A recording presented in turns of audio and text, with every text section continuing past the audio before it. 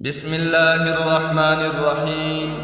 سامعین محترم، بخاری شریف اور مسلم شریف میں حدیث ہے، حضرت عبداللہ بن مسعود رضی اللہ تعالی عنہ فرماتے ہیں کہ امام الانبیاء، سرتاج الانبیاء، فخر الانبیاء حضرت محمد عربی صلی اللہ علیہ وسلم کے سامنے ایک آدمی کا ذکر کیا گیا کہ وہ صبح تک سوتا ہی رہتا ہے، نماز کے لیے بھی نہیں اٹھتا۔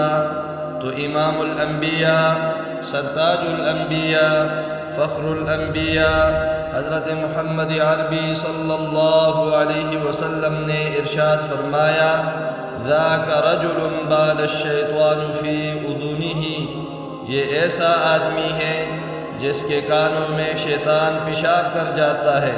لہٰذا ہمیں چاہیے کہ ہم 5 وقت کی نمازوں کا اہتمام کریں۔ اللہ جل جلالہ ہم سب کو نمازوں کی پابندی کرنے کی توفیق عطا فرمائے۔